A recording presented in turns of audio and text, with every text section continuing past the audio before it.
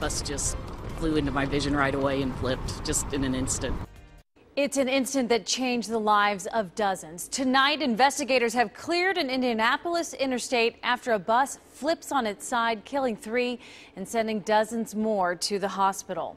Good evening. I'm Tanya O'Rourke in for Julie O'Neill tonight.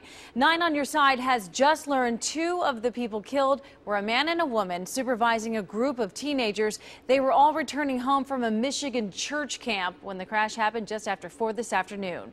Ebony Monet from our Scripps sister station in Indianapolis is following this tragedy. She has more from the scene. As you can see, this avenue that is usually very busy here in Indianapolis is still closed hours after the crash that both witnesses and Indianapolis Fire Department officials say involved a high rate of speed. A speeding bus is what witnesses report seeing moments before a deadly crash. I saw this bus going so fast, and I thought, that guy's going fast, and that's an old bus. I drive a school bus, and so just seeing that, this is every bus driver's worst fear. Indianapolis Fire Department officials say this is a Colonial Hills Baptist Church bus. 3 people died in the wreck that flipped it over, including a husband and wife. Even before ambulances could get here, medical workers who happened to be driving in the area rushed to help.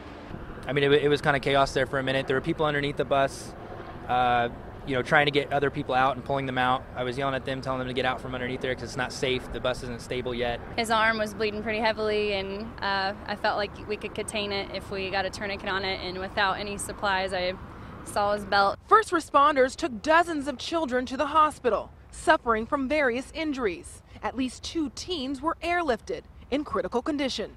Today, some authorities question whether or not brake failure could have contributed to the excessive speed reported by some witnesses, and they tell us it's something they plan to get to the bottom of during their extensive investigation.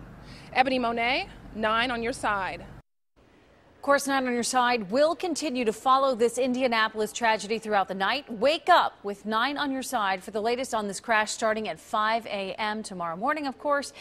And, of course, get the latest information as it breaks online at WCPO.com.